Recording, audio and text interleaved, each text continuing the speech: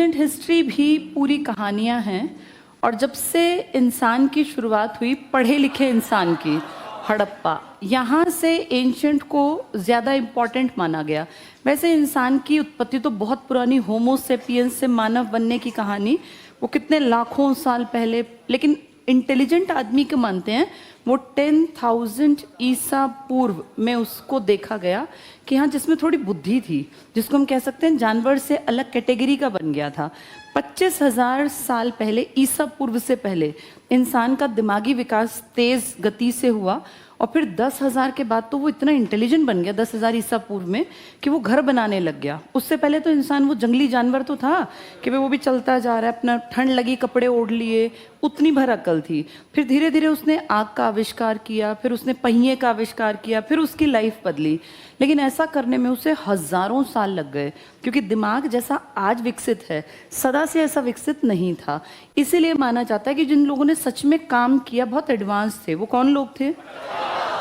ये पहली पीढ़ी थी जिसके बारे में हमें इतनी नॉलेज है कि बहुत एक्स्ट्राऑर्डिनरी इंटेलिजेंट, जिनको सड़कें बनाने की समझ थी, पक्के घर बनाने की समझ थी, व्यापार की समझ थी, जिनके पास उस जमाने के जो भी रुपए रहे होंगे वो तक उन्होंने इजाद कर लिए। तो इसीलिए कहा जाता है कि हिस्ट्री जो मेन पढ़नी स्टार्ट करनी होती है वो हड़प्पा से। पर इससे 3 पुराने काल भी पढ़े जाते हैं जिसको आप पाषाण काल में पढ़ते हैं। वो बस लास्ट में अपना थोड़ा पेपर के नज़रिए से पढ़ने चाहिए।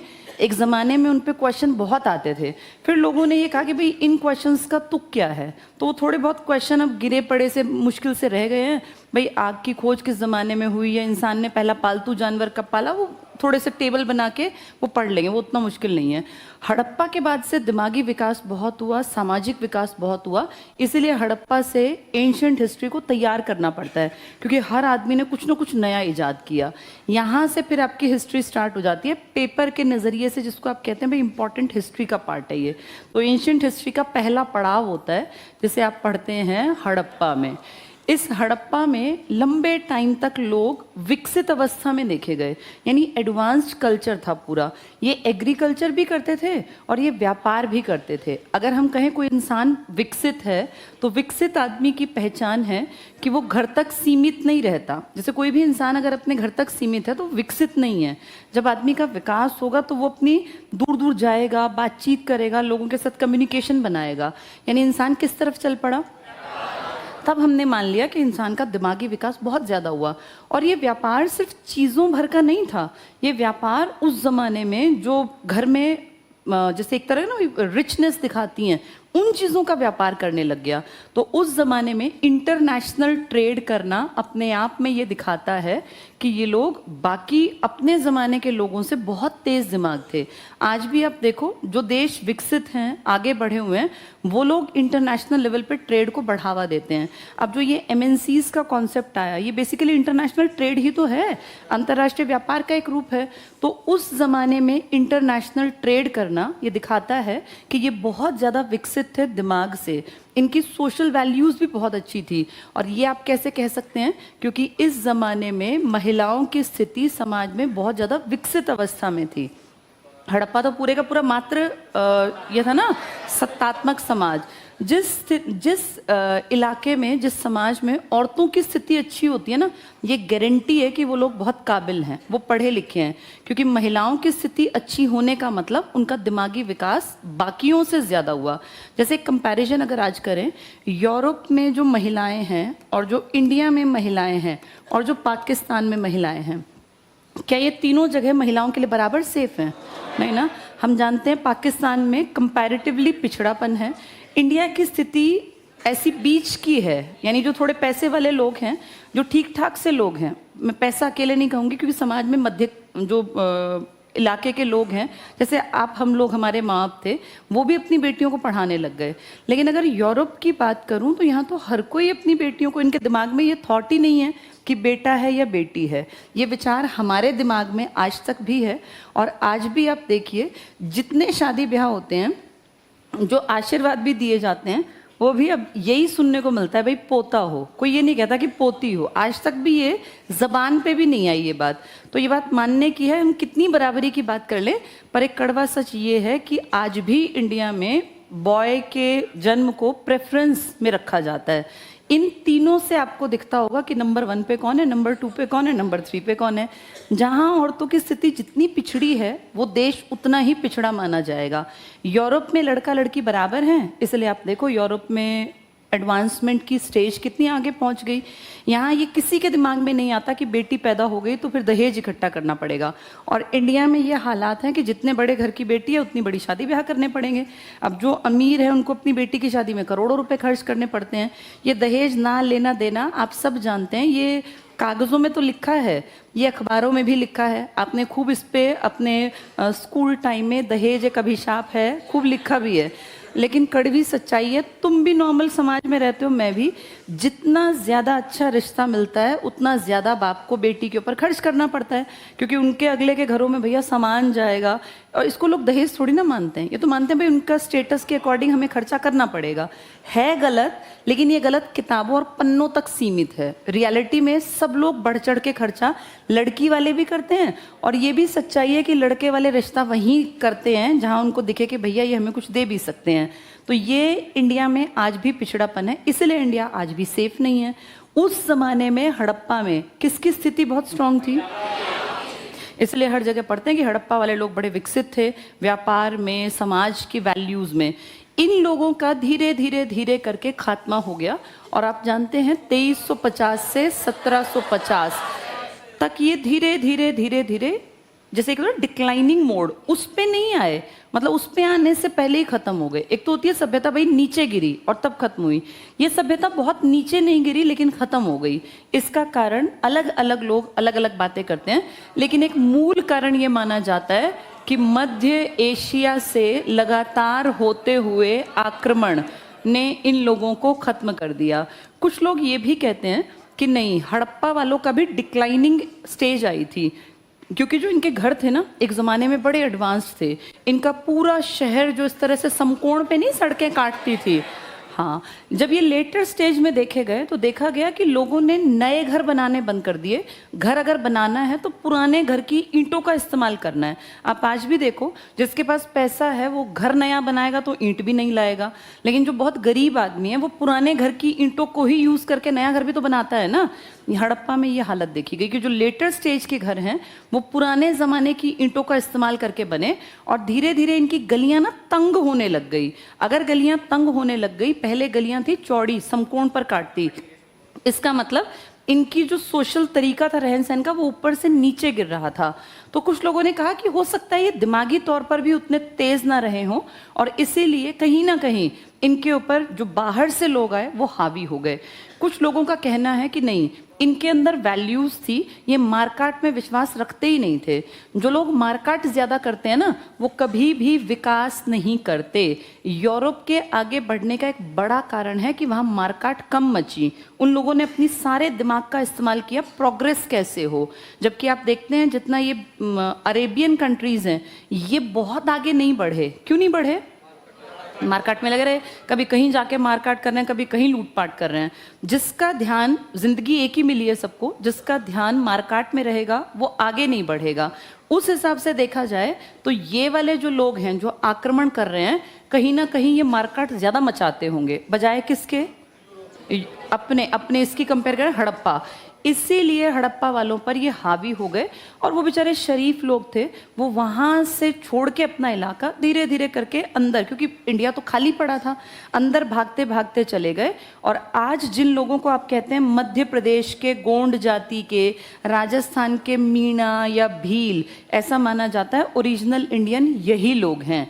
जिन लोगों को बहुत लोग कह देते हैं ना कि ये तो बहुत पिछड़े हुए हैं, ये तो ट्राइब्स हैं, एक्चुअल में असली इंडियन यही लोग हैं। इन्हीं लोगों के कारण ये जिनको आप आदि मानव कहते थे ना, एक तो वो जंगल में रहने वाला, एक आदि मानव वो जो सच में पुराना मानव था। ये मैं उस जंगली आदमी की बात नहीं कर रही, आदि मतलब पुराना, मानव मतलब इंसान।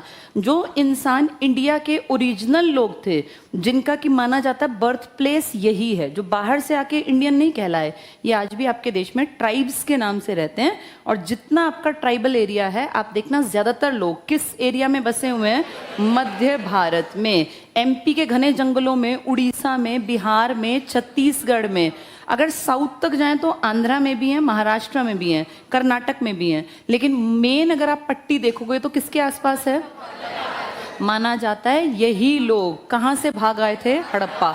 और धीरे धीरे इंडिया के ऊपर हड़प्पा वालों का जो वर्चस्व था, भाई क्योंकि ताकतवर भी थे, पैसे वाले भी थे, वो धीरे धीरे खत्म हो गया।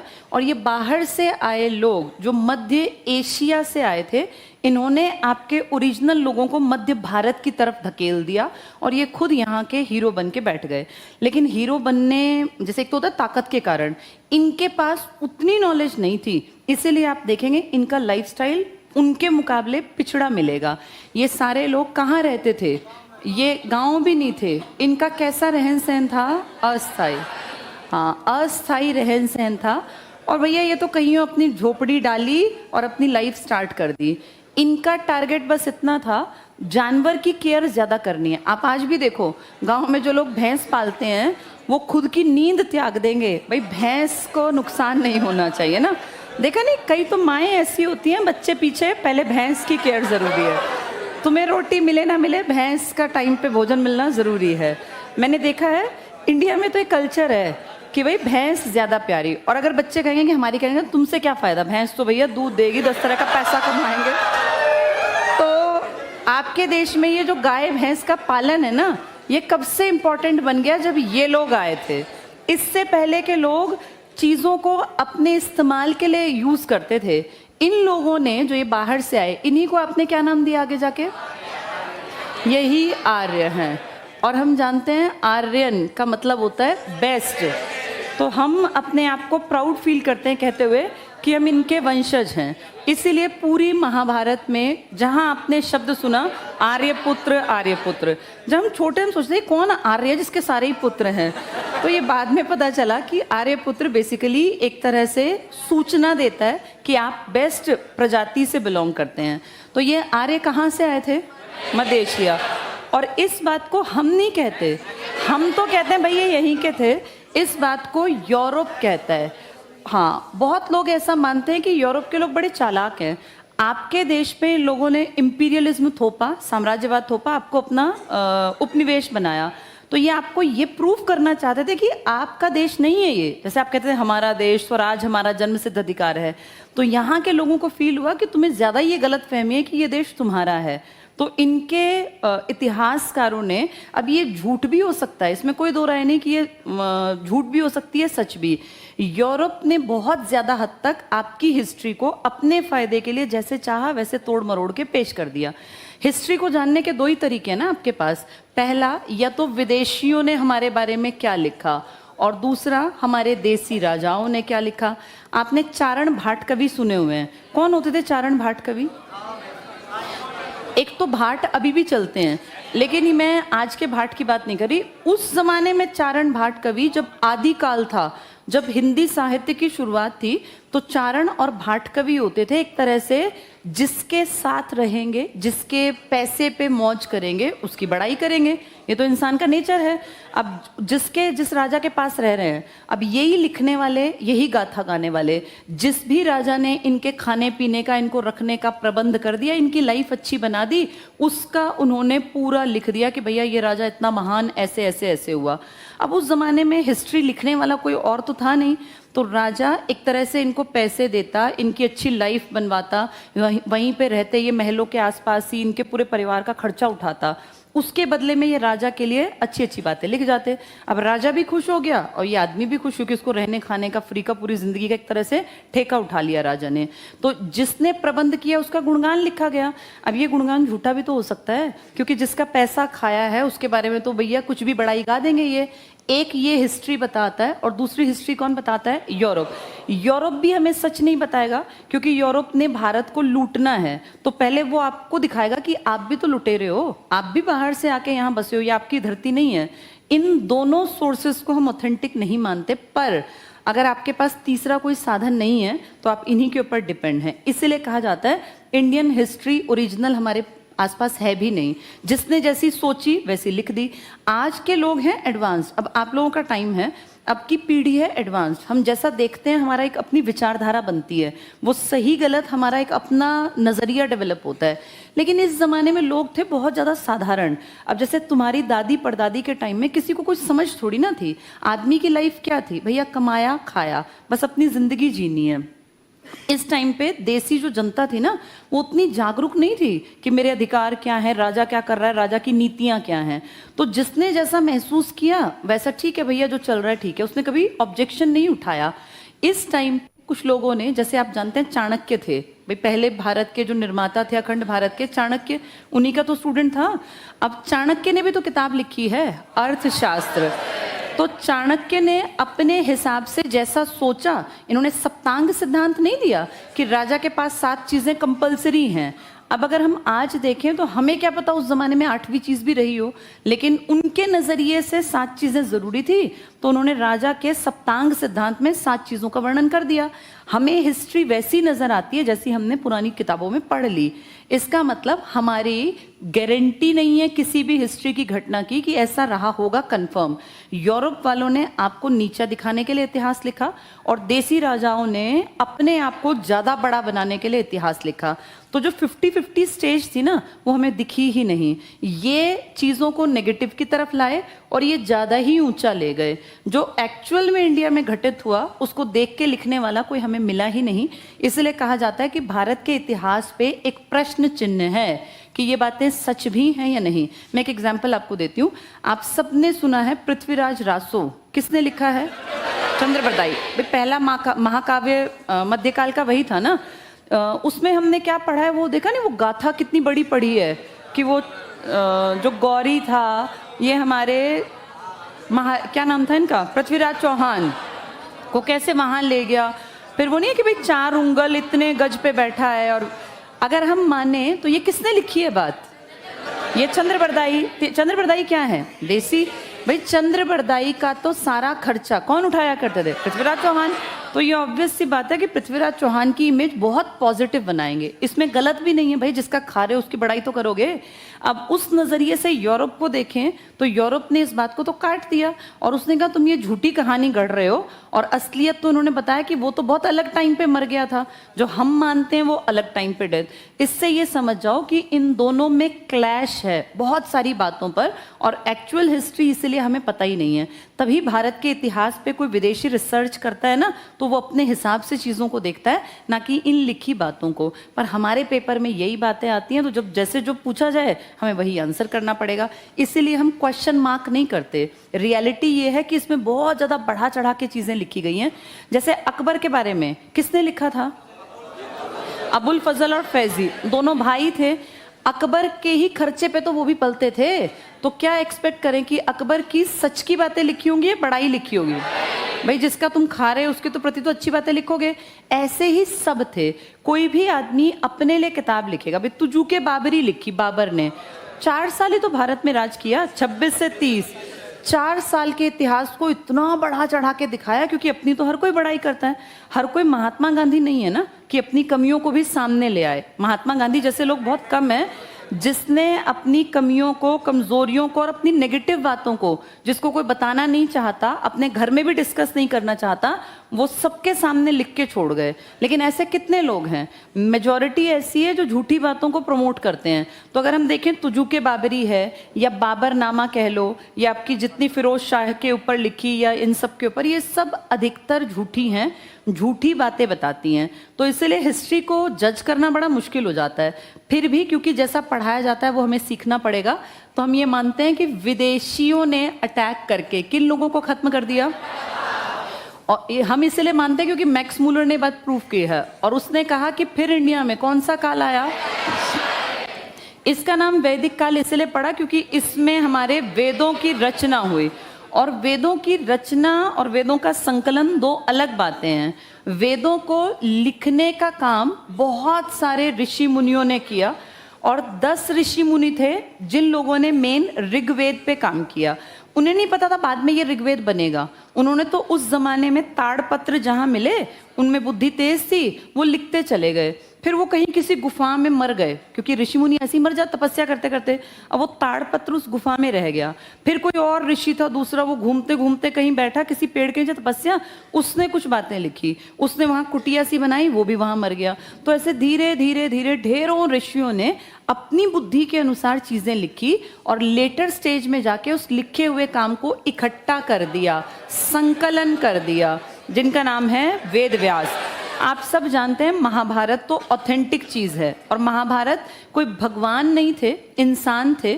उन लोगों ने कर्म अच्छे किए, इसलिए हमने उनको भगवान बना दिया। जैसे भगवान श्री कृष्ण जिनकी हम पूजा करते हैं, ये सबको पता है कि वो एक नॉर्मल इंसान के रूप में जन्मे।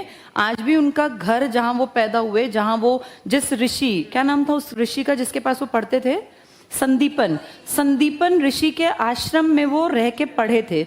इंसान थे ये सब हमारे जैसे ही, बस बेहतर काम कर गए इसलिए भगवान के रूप में। तो जिसने संकलन किया और जिसने लिखा, इनके बीच में एक गैप था, क्योंकि लिखने वाले पहले लिख के चले गए, उन्हें नहीं पता था ये किताब बनेगी बाद में जाके। बाद में इसका संकलन कर दिया और इसको नाम दे दिया गया कि भैया ये वाली बुक क्या कहलाएगी, ऋग्वेद। सबसे ज्यादा जानकारी इसमें है। 500 साल के इतिहास की, लोग क्या खाते थे, क्या पहनते थे, रोजमर्रा की जिंदगी कैसी थी, क्या चीजें खेत में पैदा करते थे, लाइफ का मूल क्या था, पूरा लाइफस्टाइल दिखाया 500 साल का, इस काल का। ये 1500 ईसा पूर्व से 1000 ईसा पूर्व, और इस टाइम पे इंसान ने वो सब कुछ सीखा जो आज तक हम चलाते आ रहे हैं। आज भी आप देखो, शादी ब्याह हो, घर में किसी बच्चे का जन्म हो, तो हम वो यज्ञ और वो पाठ और ये सब नहीं कराते। ये यहीं की देन है। किस काल की? वैदिक काल। वैदिक काल में संस्कृत का इस्तेमाल होना बड़े लेवल पे स्टार्ट हुआ। इससे पहले इन लोगों की भाषा का ना हमें कोई पता, ना हमें ये पता कि ये कौन सी भाषा बोलते थे। हमने तो बस आइडिया लगाया, और वो आइडिया भी अब तक 2023 तक हमारा सफल नहीं हुआ, क्योंकि हम हड़प्पा की लिखी चीज़ों को आज तक भी पढ़ नहीं पाए। तो जिस संस्कृत से इस हिंदी का विकास हुआ, ये संस्कृत इस काल में पहली बार देखी गई। और आपने हिंदी साहित्य को थोड़ा सा भी अगर जाना हो तो आपको पता होगा, आपकी हिंदी संस्कृत से निकली है, और ये निकली है भारोपीय परिवार से, जो भारत और यूरोप का था। अब ये जो मध्य एशिया से आने वाला पॉइंट है ना, ये यहाँ भी प्रूव कर दिया कि आपकी लैंग्वेज का जो मूल है वो देखो अंग्रेजों के साथ मेल खाता है। अंग्रेज बोलते हैं ब्रदर, हम बोलते हैं भ्रातृ, दोनों का ओरिजिन एक है साउंड का, वहाँ से चीज़ें निकली। वो कहते हैं मदर, हम कहते हैं मातृ, वहाँ से फिर मम्मी और माँ और ये सब शब्द आए हैं ना बाद में। तो ये प्रूव कर दिया गया कि आपकी जो संस्कृत है जिसका आप यूज़ करते थे, उसका मूल रूप कहीं ना कहीं भारत प्लस यूरोप के भाषा परिवार। पूरी धरती पर 12 भाषा परिवार हुए, जिनमें से 2 आपके इंडिया में हैं। एक भारोपीय, इसको जोड़ के क्या कहते हो? और ये माना जाता है कि जहाँ से इंग्लिश निकली वहीं से हमारी संस्कृत निकली। इन दोनों का मूल एक परिवार में है, जिस परिवार का नाम है भारोपीय। तो फिर जो यूरोप के लोग हैं ना, उनसे ही तो लगता है मध्य एशिया का हिस्सा, भाई उनसे थोड़ा सा नीचे आ जाओ। वैसे भी आप देखो, यही तो लोग लड़े मरे थे, इंडिया का रूट नहीं इन्होंने फाइंड आउट किया था। कौन लोग थे ये इंडिया के लिए लड़ने वाले? यूरोप के, ये अफ्रीका पिछड़ा हुआ, फिर ये अरेबियन कंट्री नहीं थे, आपसे लगता पाकिस्तान, अफगानिस्तान, ईरान, इराक, यही तो बेल्ट है सारी। इन्हीं को आप कौन से देश कहते हैं? अरब। तो मध्य एशिया का जो रूट निकल के आया वो यहीं से तो आए थे ये लोग। यहाँ से इंडिया आने का जो टारगेट था, बाद में स्वेज नहर नहीं डेवलप की थी इन्होंने, वो एक आदमी देखो इंडिया आने का पुर्तगालियों ने।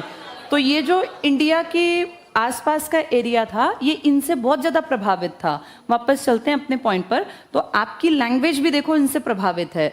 जो अरेबियन कल्चर था, इसका प्रभाव आपके ऊपर मध्यकाल में दिखेगा।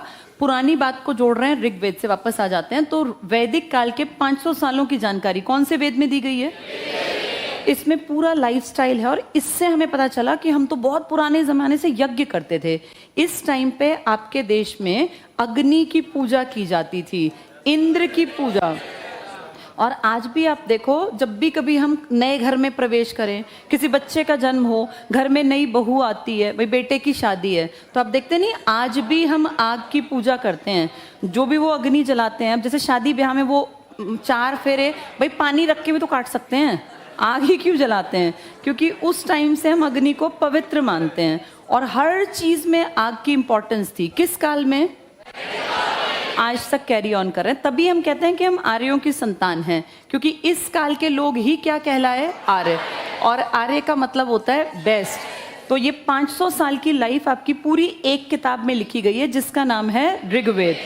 फिर ये 500 साल आपकी जिंदगी बहुत एडवांस नहीं थी। आप बेस्ट कहते हैं अपने आप को, लेकिन हिस्ट्री ने हमें बताया कि हम बहुत कोई रिच नहीं थे। हमारे पास तो पक्के घर भी नहीं थे, कोई ईंट की हमें समझ नहीं थी। जो हड़प्पा वालों के घर मकान थे ना, वो तो पुराने होके नीचे दब गए, टूट गए, खत्म हो गए, धरती के अंदर दब गए। तभी तो बाद में जब खोदा था मिट्टी, तभी तो निकले थी ये सारी चीजें। इस टाइम के लोगों ने जब आक्रमण किए तो नदियों के पास इन्होंने अपने वो हट्स बना ली, कुटिया बना ली, और उस कुटिया में भैया बारिश ज्यादा आ गई तो उसकी छत उड़ गई, फिर वहां से छोड़ के भाग गए। इनका कोई स्थायी जीवन नहीं था।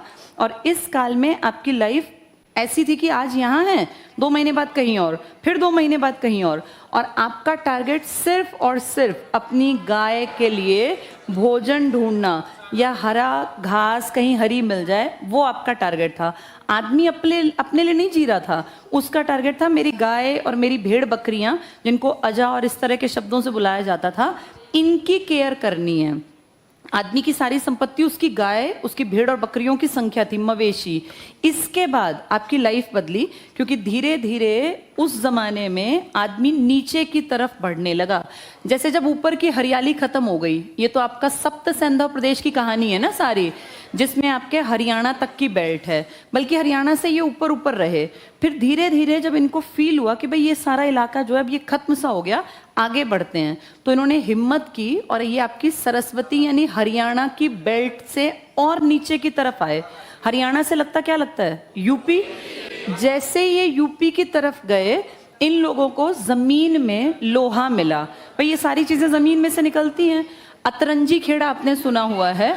यूपी में एक नई चीज जो ऑलरेडी थी धरती के अंदर, इन्होंने वो खोद के निकाली और इनको फील हुआ कि लोहा तो बहुत बढ़िया चीज है, क्योंकि बहुत ज्यादा ये ऐसा है कि इससे आप खेती में हेल्प ले सकते हैं। यहाँ जाके लोहे ने पूरे लाइफ के साइकिल को बदल दिया। इन्होंने धीरे धीरे दिमाग का इस्तेमाल वैसे भी कर ही रहे थे भाई, 500 साल से तो खेती और ये सब चल रहा था। इन्होंने लोहे से अपनी खेती को और बेहतर कैसे बनाए, और खेती से पहले इन्होंने सबसे पहले काम किया कि कुल्हाड़ी कैसे बनाए, क्योंकि कुल्हाड़ी हेल्प करेगी जंगल को काटने में। और जंगल की मिट्टी, आप टाइप ऑफ सॉइल्स आपने बचपन में पढ़ा, बहुत फर्टाइल होती है। क्यों? ह्यूमस ज्यादा होता है। भाई जंगल में जानवर रहते हैं, मर गए तो उसकी डेड बॉडी के बाद जो उसका वो गला सड़ा है वो धरती की इसमें मिल गया। इस जंगल की मिट्टी में फर्टिलिटी बहुत ज्यादा थी और उपजाऊ क्षमता ज्यादा होने के चक्कर में जैसे ही वहां थोड़ा सा बोया इन्होंने, एकदम से वो हरा भरा इलाका निकल आया। तो इनको फील हुआ कि हम क्यों ना इसी एरिया को साफ करते करते आगे बढ़ें, और धीरे धीरे इन्होंने कुल्हाड़ियां बढ़ा के संख्या और जंगल साफ करते करते ये जो बीच की बेल्ट थी यूपी वाली, जहां घने जंगल थे, इस पूरी बेल्ट को साफ कर लिया और अगले 1000 सालों में ये पूरे बिहार तक आ गए। तो सोचो पूरा गंगा नदी का मैदान, क्योंकि पंजाब से सतलुज और यमुना का मैदान, पंजाब बीच में तो पड़ता है, ऊपर सतलुज और इस तरफ ये यमुना। यमुना को भी तो गंगा नदी के मैदान का ही हिस्सा मानते हैं। यमुना तो सहायक है ना सबसे बड़ी। इस पूरी बेल्ट के जंगल साफ करके और यहाँ खेत डेवलप कर लिए। 1000 साल लग गए इस काम में। इन्हीं लोगों ने बहुत एडवांसमेंट दिखाई और इन्हें कहा जाता है, कौन सा काल था ये? हाँ, ये था उत्तर वैदिक काल। अब लोग राजा बनने लग गए। इससे पहले राजा का मतलब क्या था?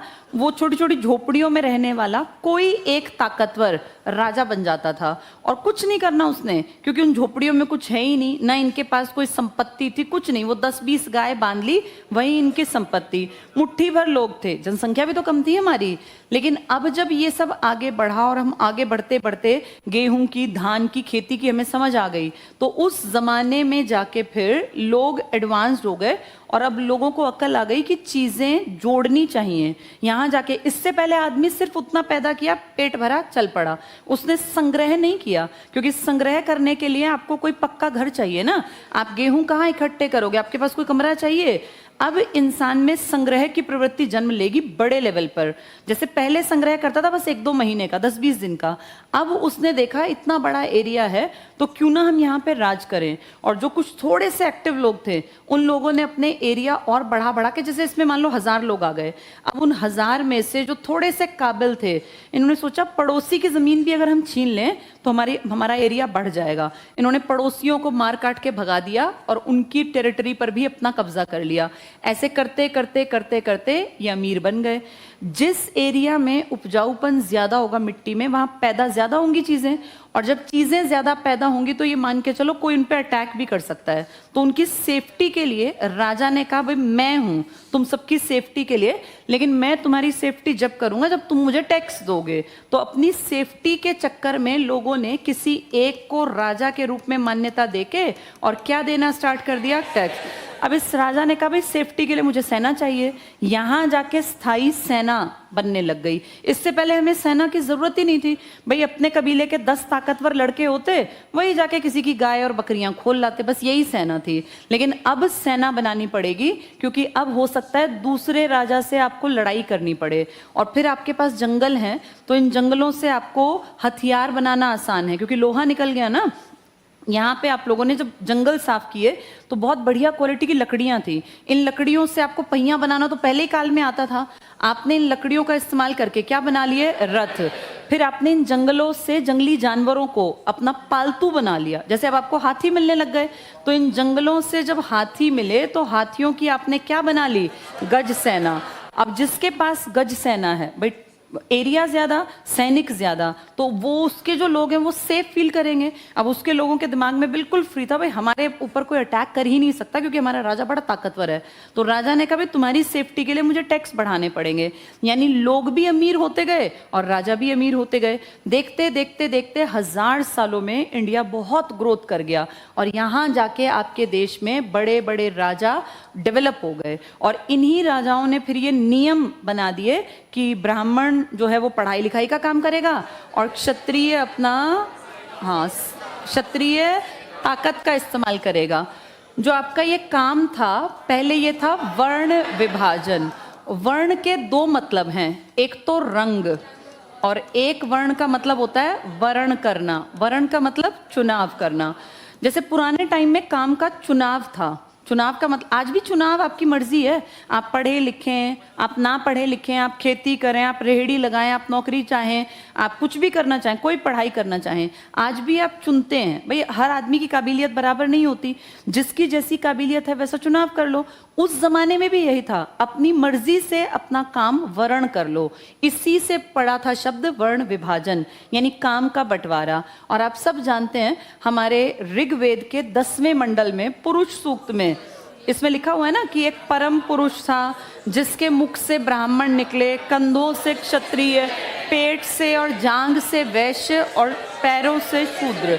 हाँ, अगर साइंटिफिकली देखें तो ये पॉसिबल नहीं है, ये मतलब मूर्खता की बात है, पर ऐसा माना जाता है कि उस जमाने में ऐसा हुआ करता था। और एक बात तो मानने की है कि सच में तब जिंदगी हजारों साल की थी, इस बात के प्रूफ हैं। ये जो च्यवनप्राश है, हम जानते हैं ये च्यवन नाम के एक ऋषि ने 7000 साल तपस्या करके, और ये बात इसलिए भी प्रूव है कि भाई ये बातें झूठ नहीं है। आप देखो हड़प्पा में एक बच्चे की खोपड़ी मिली थी जिसमें छेद थे, तो क्या आइडिया लगाया कि शायद तब भी शल्य चिकित्सा थी। इसका मतलब लोगों में उतनी बुद्धि पहले भी थी, ये तो उनके बाद के लोग हैं ना। धीरे धीरे दिमाग का विकास हुआ और लोगों ने अपने काम का चुनाव किया। शुरू में ये सब था आपके मन से, जिसका जो मन करे। अब रंग 2 कौन कौन से थे, एक तो वो जो पुराने लोग थे जिनको आप क्या कह रहे थे, हड़प्पा, तो इनको हम लोग अब अनार्य कहने लग गए कि ये आर्य नहीं है। आर्यों का रंग थोड़ा साफ था क्योंकि मध्य एशिया से आए थे, हाइट अच्छी थी, हेल्थ अच्छी थी, रंग थोड़ा सा साफ था। तो जो गौर वर्ण के थे ना, जिनका रंग साफ था, ये लोग कहते थे कि हम लोग आर्य हैं। पर जो आर्य नहीं थे, यहीं के ओरिजिनल थे, हड़प्पा वाले भाग गए, लेकिन बहुत सारे लोग और भी तो बचते थे ना, जो जंगलों में कहीं कहीं रहते थे, जो कि आर्यों जितने स्ट्रांग नहीं थे, ना वो हड़प्पा से संबंधित। उन लोगों को नाम दे दिया गया कि ये लोग अनार्य हैं। तभी तो एक युद्ध नहीं होगा, दाश राज्य युद्ध, 10 राजा आएंगे, 5 आर्य 5 अनार्य। अनार्यों का रंग थोड़ा सा काला, ये देखने में थोड़े भद्दे थे, और जिनका रंग साफ था ये लोग कहलाते थे कि भाई हम तो आर्य हैं। हाइट अच्छी, रंग साफ, माथा चौड़ा, ये आर्यों की पहचान थी।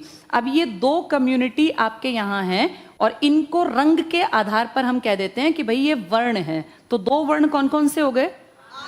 एक आर्य और एक अनार्य। ये तो था भगवान की देन, रंग आपकी मर्जी नहीं, आपके हाथ में नहीं है। लेकिन एक चीज थी आपका चुनाव, जिसमें आप किस चीज का चुनाव? काम का। भाई चार काम है, बुद्धि का काम करेंगे तो ब्राह्मण, ताकत का काम करेंगे तो व्यापार करेंगे क्षत्रिय, और सेवा करेंगे तो हाँ, इसमें भी आपकी मर्जी है। ऐसा नहीं कि ब्राह्मण जो है वो वैश्य का काम नहीं कर सकता, उसका बेटा चाहे तो व्यापार कर ले, उसकी वाइफ चाहे तो वो सेवा का काम कर ले। और इतिहास में ये लिखा हुआ है कि एक ही छत, तब तो कुटिया थी, छोटे मोटे छप्पर तो थे, इनके नीचे खाना बनाने वाली माँ जो है, जो सबकी गायों के नीचे से जाके गोबर हटाती है, वो शूद्र है, क्योंकि गोबर हटाने का मतलब सेवा है। तो वो सेवा करने वाला आदमी कौन हुआ? शूद्र। औरत शूद्र बन गई। इसका एक बेटा ताकतवर है तो वो गायों की रक्षा करता है, वो क्षत्रिय है। इसका एक बेटा चीजों को, सामान भाई यहाँ से खरीदा यहाँ बेच दिया, वैश्य। और इसका जो पति है वो पढ़ाई लिखाई का काम करता है, वो ब्राह्मण है। यानी एक छत के नीचे जो खाना बना रही है, जिसके हाथ से खाना बनाया जा रहा है, वो शूद्र महिला है। शूद्र वो अपनी मर्जी से बनी है, क्योंकि उसने इसका चुनाव किया, भाई मुझे गायों की सेवा करनी है। उसका पति ब्राह्मण है, और जो उनकी अगली पीढ़ी जन्म लेगी वो चाहे तो शूद्र बने चाहे ब्राह्मण बने, कोई मनाही नहीं थी। यहाँ तक काम के ऊपर सारी चीजें डिपेंड करती थी। यानी आदमी की जाति किसके ऊपर डिपेंड करती थी? जब ये जंगल कटे और लोहा इजाद किया, तब फिर सब लोग चालाक बन गए। जैसे सबसे ऊपर कौन थे? हाँ, ये किस चीज का इस्तेमाल? दिमाग का, बुद्धि का। ये पढ़ते लिखते थे उस जमाने में, इनको सारे मंत्र याद होते थे, क्योंकि ऋग्वेद में तो मंत्र ही तो हैं, सारी प्रेयर्स। ये टफ काम था, एक तो संस्कृत, ऊपर से सारे उच्चारण याद करना, तो इनको सारा दिमाग का इस्तेमाल करते थे, इसलिए इनकी रिस्पेक्ट, इनकी वैल्यू सोसाइटी में सबसे ऊपर थी। इसके बाद दूसरी चीज थी ताकत, तो क्षत्रिय। क्षत्रिय ही आगे जाके बड़े बड़े क्या बनेंगे? राजा। लेकिन राजा को यज्ञ करवाना पड़ेगा, क्योंकि दिमाग की कंडीशनिंग हो रखी है कि सारे काम से पहले यज्ञ करना है, और यज्ञ करने कौन आएगा? इसीलिए हम देखते हैं जो पुराने नाटक हैं कि जब क्षत्रिय का राज्यारोहण, राज्याभिषेक होता था, तो देखते नहीं सब लोग खड़े हो जाते थे। जो गुरु के नाम पे चल के आते थे वो ब्राह्मण थे। क्षत्रिय बहुत ज्यादा रिस्पेक्ट करते थे ब्राह्मण की, क्योंकि ज्ञान किसके पास था लेकिन ताकत किसके पास थी? हाँ, इसीलिए आपने देखा होगा जब गुरु द्रोणाचार्य आते थे तो जितने वो स्टूडेंट थे सीधे नहीं खड़े हो जाते थे, वो क्षत्रियों के लड़के थे और गुरु द्रोणाचार्य ब्राह्मण थे। इन दोनों के नीचे कौन आते थे? वैश्य। जंगल से लकड़ी काट के रथ बनाएंगे, पहिए बनाएंगे, हथियार बनाएंगे, औजार बनाएंगे, सारी चीजों को डेवलप करेंगे, और उनका व्यापार कौन करेंगे? वैश्य। वैश्य टैक्स देते थे ज्यादा, क्योंकि वैश्य पैसा कमाते थे ज्यादा। ये टैक्स से फ्री थे, ब्राह्मणों से कोई टैक्स नहीं लेता था। क्षत्रिय तो भैया राजा, वो क्यों किसी को टैक्स देगा? तो मेन टैक्स पेयर कौन थे? वैश्य, या तो किसान या तो फिर व्यापारी, ये टैक्स देते थे। और इन सबकी सेवा करने का काम था शूद्र का। पहले था वर्ण, जिसका जो मन करे करो, लेकिन जब लोगों ने लोहा इजाद कर लिया 1000 ईसा पूर्व से 600 ईसा पूर्व, फिर ये जबरदस्ती हो गई कि जो जिस घर में पैदा हो गया वो वही बनेगा। और आज 2023 तक भी तो ऐसा ही है। आपके सरनेम में जब आप 10वीं का सर्टिफिकेट बनता है, आपका 10वीं का, देखा कितने नाम हम कितना ध्यान से लिखते हैं, तो आपके पिताजी का नाम के साथ जाति भी लिख देते हैं। ज्यादातर टीचर्स ऐसा ही करते हैं ना। वो जात पात आज तक चल रही है, और क्योंकि हमारा समाज कौन सी सत्ता है, इसलिए देख लो पिताजी के नाम की इंपॉर्टेंस, और पिता के साथ जाति भी मेंशन, अगर वो चाहें तो, ना चाहें तो ना लिखवाएं, पर ज्यादातर आप देखना पिताजी के नाम के साथ उनका पूरा नाम, कहते हैं पूरा नाम क्या है, टीचर्स का ये रवैया होता है पूरा नाम। तो पूरा नाम बेसिकली क्या है कि वो आपको कैटेगराइज कि भाई हाँ ठीक है इस जाति से संबंध रखता है। अब ये सब चीजें पितृसत्तात्मक समाज में इतनी स्ट्रिक्ट हो गई कि आज तक 2023 तक भी चल रही हैं, और यहाँ जाके आदमी का ऑप्शन खत्म कर दिया। वो जहां पैदा हुआ है, जिस जगह वो जन्मा है, उस पर आधारित हो गया कि वो असलियत में क्या बनेगा। पहले किस पर आधारित था? भाई जो औरत खाना बना रही थी वो शूद्र थी ना, शूद्र के हाथ की रोटी ब्राह्मण भी खा रहा था, वैश्य भी और क्षत्रिय। लेकिन अब शूद्र की शादी सिर्फ शूद्र में ही होगी, और ब्राह्मण शादी करेगा तो ब्राह्मण कन्या से ही करेगा, क्षत्रिय है तो वो क्षत्रियों में शादी ब्याह करेगा, वैश्य है तो वैश्यों में। यहाँ जाके लाइफ टफ हो जाएगी, और ये टफ आज तक चल रही है कि आप अपनी जाति पाति चाहकर बदल नहीं सकते। अच्छा, बदलने की इच्छा किसमें होगी? जिसको हीन माना जाएगा। भाई उच्च वाला क्यों बदलेगा? तो किसके मन में आया कि मुझे चीजें बदलनी है? लेकिन इनका बदलना नामुमकिन था, क्योंकि शूद्रों को और महिलाओं को इस स्टेज में आने के बाद बिल्कुल नीचे कर दिया गया। और महिलाओं की स्थिति आप देखो, आज भी नेशनल विमेन कमीशन बनाना पड़ रहा है आपको आज भी SC ST के कमीशन बनाने पड़ते हैं। इन लोगों के साथ जो बुरा व्यवहार शुरू हुआ, जिसको आप शूद्र कहते हैं और जिसको महिला की कैटेगरी में, ये किस काल में हुआ? हाँ, इनकी स्थिति गिरने लगी। जब स्थिति औरतों की गिरने लगे ना, तो सोचो समाज भी नीचे आने लग गया। इसीलिए आपका ये समाज खत्म हुआ। किस काल के बाद जाते जाते? 600। इस समाज के खात्मे में एक बड़ा कारण ये था कि कुछ लोग बहुत ज़्यादा सुपर हीरो बन गए और बाकियों को बहुत नीचे दबा दिया। जिस भी समाज में ऐसा होगा कि कुछ लोग बहुत ऊपर उभर जाएंगे, कुछ जात पात वाले, तो कुछ साल तो वो चीज़ें चलेंगी, लेकिन फिर धीरे धीरे धीरे वो खत्म हो जाएंगी। और इसलिए 600 ईसा पूर्व आते आते ये पूरा स्ट्रक्चर खात्मे की तरफ चल पड़ा। और इसके बाद फिर आपके देश में क्या स्टार्ट हो गए बनने? महाजनपद। महाजनपद बनने से पहले जब ये खात्मे की तरफ चल रहे थे ना, तो लोग नफरत करने लग गए थे जो सबसे ऊपर के लोग थे। किन से? क्योंकि ब्राह्मणों ने चीज़ों को इतना रिजिड बना दिया। इन्होंने ये दिखाया कि हम समझदार हैं बस। एक ज़माने में पहले लोग सच में अच्छे थे, लेकिन बाद में कुछ लोगों ने एक तरह से ना भाई इस पे हावी होके बैठ गए कि पूरी सोसाइटी सिर्फ हमारे अकॉर्डिंग चले। और ब्राह्मणों ने इतनी अति कर दी कि बाकी सब, जैसे ये तो है पैसे वाले, इनको कोई फर्क नहीं पड़ता, ब्राह्मण जो खर्चा कहेगा, 100 गाय दान कर दिए कर देंगे, क्षत्रिय है, पैसा है, लोगों ने टैक्स दे रखा है, ये भी अफोर्ड कर लेंगे। इन बेचारों का तो जीना ही मुश्किल हो गया। धीरे धीरे इनमें, इन कैटेगरी के कुछ लोगों को लगने लगा जो थोड़े दिमागदार थे कि यार ये गलत हो रहा है, हम और ये ब्राह्मण मिलके इन सब लोगों का शोषण कर रहे हैं। तो ऐसे लोगों ने फिर क्षत्रिय, याद करो 2 लड़के थे राजाओं के बेटे, एक महात्मा बुद्ध बने और एक महावीर स्वामी। इन्होंने तो चैलेंज किया ना कि ये क्या सिस्टम बना रखा है समाज का, क्यों ये ब्राह्मण नंबर 1 है। और धीरे धीरे हिंदू धर्म में कमियां दिखाने लग गए जो कि सच में आ गई थी। जब आर्य ओरिजिनल थे ना, जब तक मर्जी से थे सारे काम, जिसमें जो काबिलियत वो कर लो, तब तक हमारा धर्म था बेस्ट, तब तक किसी ने हमारे धर्म पे कभी क्वेश्चन मार्क नहीं लगाया। लेकिन फिर इसी धर्म के कुछ तेज दिमाग लड़कों ने क्वेश्चन मार्क लगाया कि ब्राह्मणों को यह हक किसने दिया। फिर कुछ लोग इनसे कटने लग गए, ब्राह्मणों से और क्षत्रियों से भी। और क्षत्रियों में भी कुछ लोगों ने कहा कि ठीक कह रहे हैं ये लड़के। और देखते देखते महाजनपदों में, 16 महाजनपदों में 2 लड़कों ने पूरे एरियाज को कवर करना घूम घूम के। कौन कौन थे ये?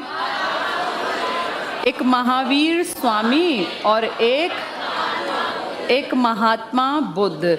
ये 2 लड़के किन घरों में पैदा हुए? दोनों के परिवार क्या थे? क्षत्रिय।